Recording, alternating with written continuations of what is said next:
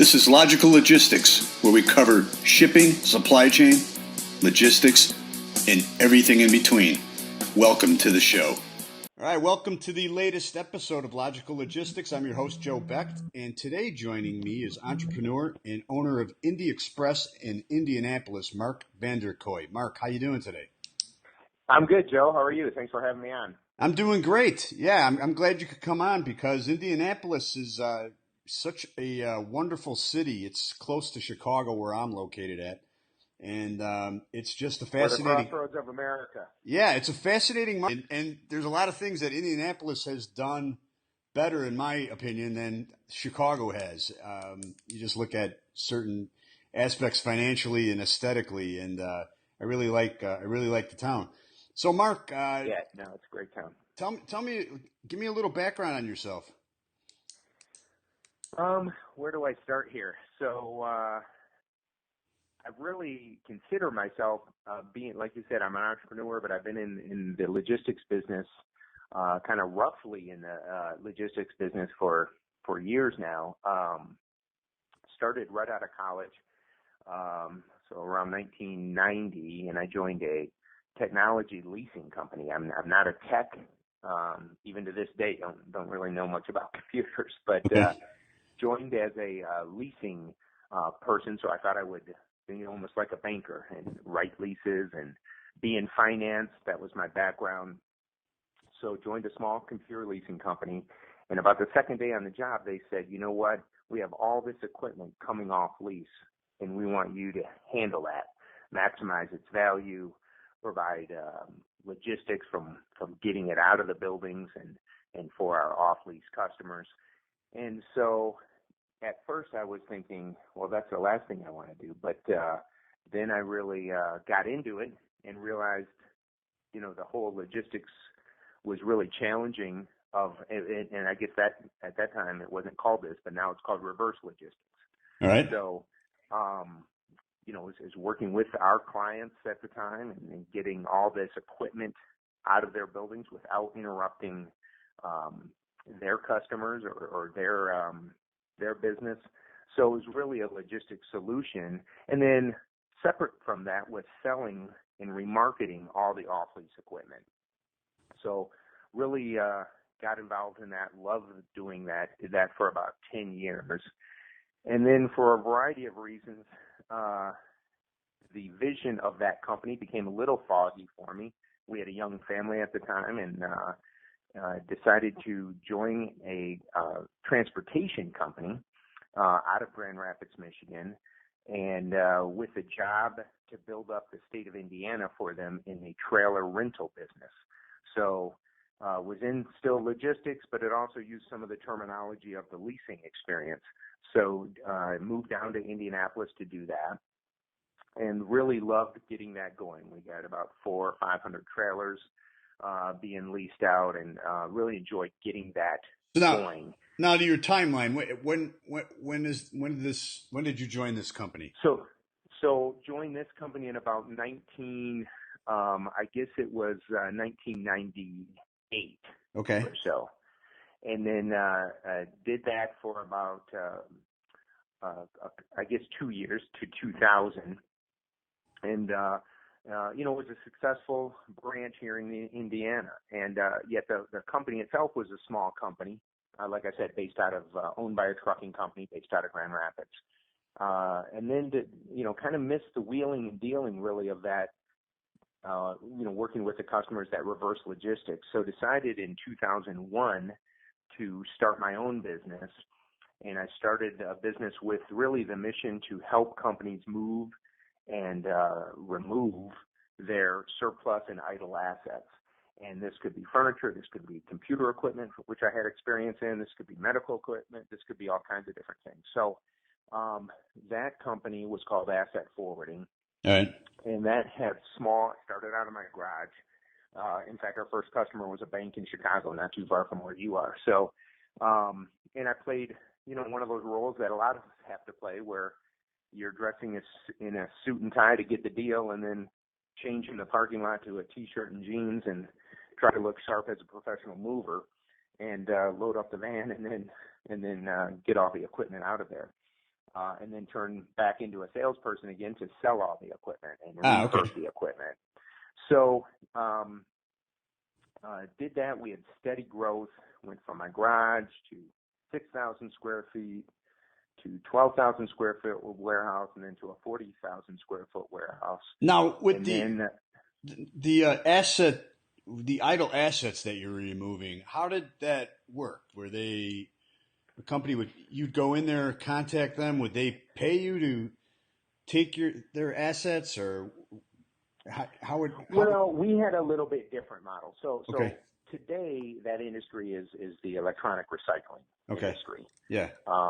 At that time, even though it doesn't seem like it was that long ago, this is 2001, it really wasn't called the electronic recycling. In that vision with the retired assets, I should point out that because my connections were in the computer business, that it really became an electronic recycling company. Yeah.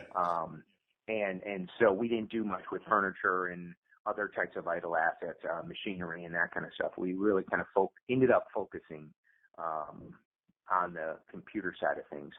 So a lot of people were taking things for free. We decided to really turn it into a service business. Yeah. And so some of these things, because our company, our focus was Fortune 1000 large hospitals and large organizations. So they would have 3 to 4 year refresh programs. So a lot of times this computer equipment was pretty valuable when it was coming out. So even though they would call it recycling, I think when a lot of people think of recycling, they think of end of life. And, right. Well, this is just junk. What am I going to do with it? My TV doesn't work. I should recycle it. That kind of thing. Yeah. This was really a working asset. And so we had to be very careful on the logistics side to remove it. And we, once everybody figured out there was a data capturing device in almost everything that comes out, from a printer to a CPU to a laptop, that kind of changed the industry, changed our company, because we had a lot of different eyes on our service. It wasn't just Billy Bob in the pickup truck taking the stuff away. It was, hey, this is a professional service, even more professional in a way than the furniture removers, because this is our data. When you're talking healthcare, you have HIPAA violations kind of walking out the back door with who knows what on the hard drives. Yeah. And people were experimenting with drilling hard drives, and we got involved in forensics of that and saying, well, just drilling it doesn't remove all the information on the platters. So we got into the shredding business, and then we got into, well, it has to be shred to Department of Defense standards. It had to be shred to less than a quarter inch, and we're trying to get it down to an eighth of an inch. So we really ended up being a kind of a high-level service company. And so we were tracking all these assets, where they were going. While this was all going on, a lot of our competition was just shipping it to China. Our corporate customers didn't want to end up on the news, poisoning people in China. So, yeah. So that, because every one of these things has an asset tag on. So we really were in that business of getting it ready for the next stage. So we were removing asset tags, tracking every piece of equipment. And then we were just simply, doing a lot of testing. We were doing a lot of parting it out and just trying to maximize the value safely and securely for our customers.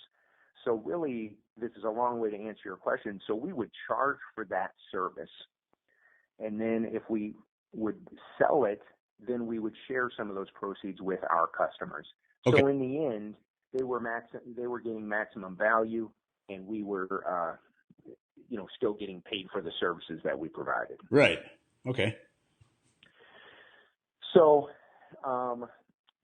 then, the company was, a small company, right, but still successful, and got a call from somebody in New York, and they said, would you ever sell your company? And I said, well, it's not for sale, but it's not for sale. So, right. We ended up meeting and connecting and kind of sharing a vision of the industry, and long story long, ended up selling that company. The call came in the fall of 2007, closed on the company in early 2008. Thankfully, it was early and not in the fall of 2008 when everything collapsed. But Right. and that was part of a big ramp up.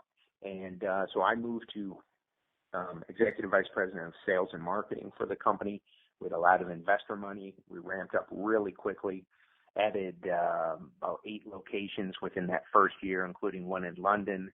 Wow. And really we're a national provider, almost certainly not overnight, but within that first year. Yeah. And really started to get recognized as a national leader, and grew from my small company of 25, 30 people to I think 400 people in the first 3 years. And then it was going pretty solid, and I wanted to be more entrepreneurial, and wanted to consequently, that company now is part of Ingram Micro, so that sold again in 2013. Okay. Which is great. So it's still now part of a worldwide organization, 69th largest company in the world. Yeah. But so then I wanted to be more entrepreneurial. I took some time off and really studied some different industries, studied the food business and really the logistics around fresh, organic, local, farm to table type industry. And started doing some consulting for that industry as well as a few others. And then really wanted to get back into the, the logistics business. What can I do to start a company, a logistics company, and just did a lot of research, hired a broker, and ended up last November buying Indy Express. Okay. Which really started as a courier company, yeah, but now is an express delivery company.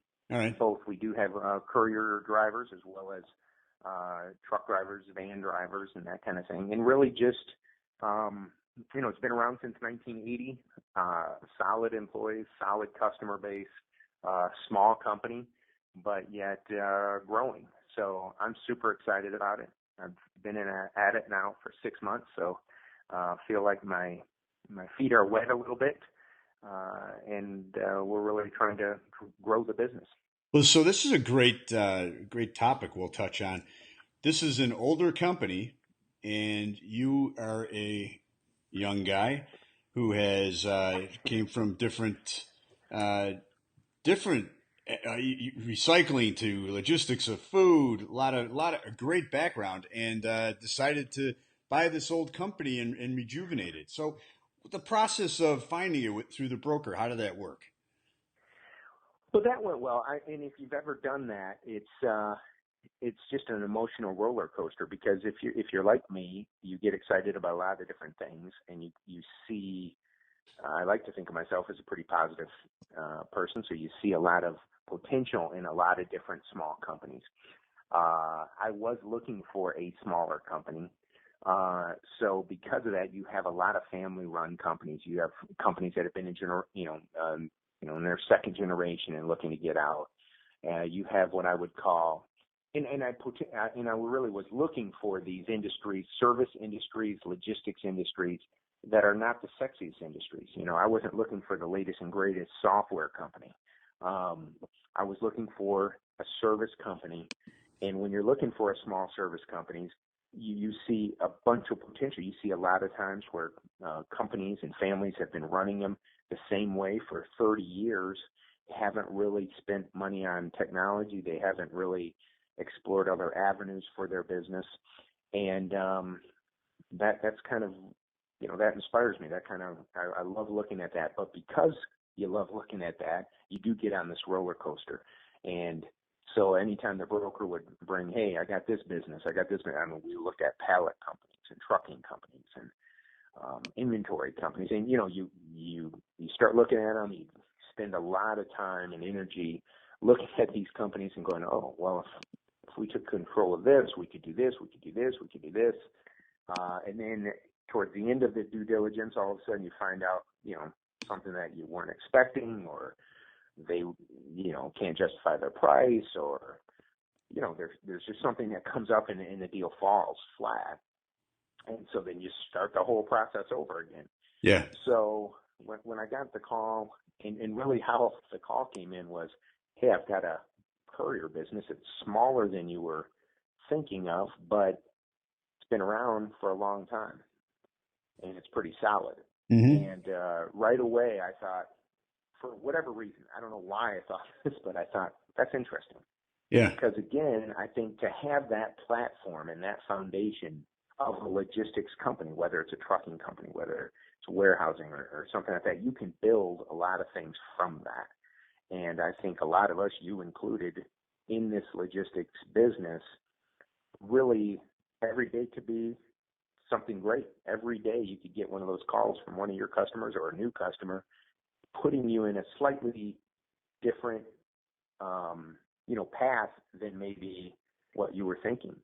You still got to be focused, but it's a pretty broad industry. So, Sure. I'm excited about the future. I think we, like I said, have a good base, but there's a challenge too. We got to get it going. So. Yeah. So, what's your area of coverage? So, if Indianapolis is. We consider Indiana in the touching states of Indiana. Okay. Now, that being said, we do a lot of trips up Chicago and in the big cities. But with the nice thing, and you hinted at it about Indianapolis, is we're 2 hours from Louisville. We're hour and a half from Cincinnati. We're 3 or 4 hours from St. Louis. We're 3 or 4 hours from Chicago. We're 5 hours from Cleveland. So we're in a good location for this type of business. Right. And I would say, to be honest, just continuing to look for niches and that kind of thing. I mean, right now, our niche, if you will, is too broad, and that's great service and fast delivery. Well, Mm-hmm. you could talk to a ton of people, and they would say the same thing. But I think if we can find a niche, that would help things. Yeah. So, what are your challenges right now? Transitioning. I think that is the challenge. I Okay. think that challenge is talking to other people in the industry, and even when I say industry, I'm not even sure what I mean by that industry, because I think this business started as a courier business. Yeah. And that courier business has changed, with Uber and, independent contractors running all over the place. Anybody with a car can be in that business. That's a tough business. So there's a lot of those type of companies that are now looking at expedited services with trucks, but a lot of them don't want to get into that. So, I think the challenge is exactly that is what is our niche? What is our elevator speech? Right. It's a little too broad to say, hey, if you need, whatever you need, we'll get it there fast. Yeah. Maybe that's what it is. Right. But when you talk to industry leaders, typically they have a niche, whether it's furniture or computers or something that is kind of their niche. And like with any small companies, a lot of your revenue comes from 5 or 6 customers. Yeah. And often those 5 or 6 customers develop you into some sort of niche. So I think the challenge is, for me right now, is to update the technology, update the vehicles, and just get a good base, and then we can really work on that niche. So right. Kind of a 2-step approach. You really jumped ahead. I wanted to talk to you more about the business, but you really jumped ahead as far as how I usually wind up the show, because the term logistics is so all-encompassing. And if all my listeners out there, this is our 14th episode, and I say it every episode, but it's so true. And you just stated that. You probably stated it just as well as anyone else, or better than most of my guests. So, with that being said, how would you define logistics? Well, that's a great question. I mean, because like you said, that term it reminds me of when people would say recycling. Well, what is recycling? What does that mean? There's so many parts of that process. Right. And I think logistics is the same way. I mean, I would typically define logistics as managing the flow of things, to and from a certain point. And I say to and from because I consider logistics, based on my background, forward and reverse logistics, not just from the factory to the customer, but the returns and that kind of thing. So I think managing that is logistics. Managing that flow of things is logistics. And, there are just so many things. It's almost too broad a word. Right. And I guess that's your point is, it means different things, but what, you can be in the logistics, like even my background, people would say, well, you were in the recycling business. And I would say, no, I was in the logistics business. Right. Because we had to manage that flow, that reverse flow of products. Yeah. So I think, that's somewhat of the challenge of the industry, but that's what makes it exciting too, is because there's always going to be a need. We can all get depressed if we have a bad day or sales aren't up or something like that. But man, you just got to tell yourself, it's all about logistics. This whole country stops if we take logistics off the table. Right. Exactly. Once again, my guest today is Mark Vander. He is the owner and president of Indy Express. So, Mark, now that you're with Indy Express, any good stories about deliveries? Anything that really, really exciting that you had to get done and move forward with the company? I think not too many that I want to share. Okay. No, I understand. Yeah. No, but I think if your listeners can imagine taking an old company that's been a solid performer but been around for a long time. Yeah. You put it this way: the first thing I did was order 2 dumpsters. Okay. And that was just to get rid of some things that had just been built up here. So that's probably was the biggest, right. challenge Now, right away. But now back to the service aspects. What kind of services are you offering your customers? So right now we offer, express delivery, and there's a few points to that. That's same day delivery. We have same hour delivery here in the Indianapolis area. All right. Same day delivery to all the points I mentioned throughout the surrounding states. Yeah. And that's box truck, van truck, and vehicle deliveries. Okay. Our niche is we have our own employees and our own cars. And so we like to think the image is a little bit better. Got new uniforms for everybody. And so our tagline is when it matters. So we want people to use us when it's critical, and they know it's going to get there.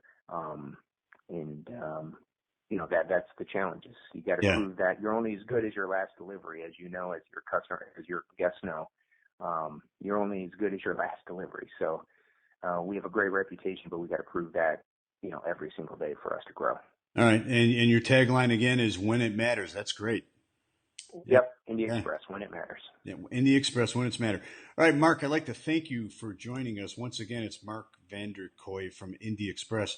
Mark, what is the best way for people to get a hold of you and your company? The best way really is, call our number. Okay. It's a little bit old fashioned, but that's still the best way. We answer it all the time. Live voice, 317-635-4910. Okay. 317-635-4910. You can find us on online at Indy-Express, Indy, INDY -Express, EXPRESS.com. Okay, great. Once again, that's Mark Vander. You can reach him at 317-635-4910, correct? Yep, that is correct. And it's Indy-Express.com. Correct. All right. Well, I'd like to thank you for joining us. It's great to talk to you and great to talk to someone in such a thriving area. So good luck to you, and hope to talk to you soon again. Yeah, I look forward to it, Joe. Thanks a lot for having me on. All right, thanks. Bye. Okay, bye. And we'll see you next time on Logical Logistics. Click the subscribe button for new videos every week and download us and review us on iTunes. Visit www.beslogistics.net for more logistics, transportation, and warehousing resources. Thanks for watching.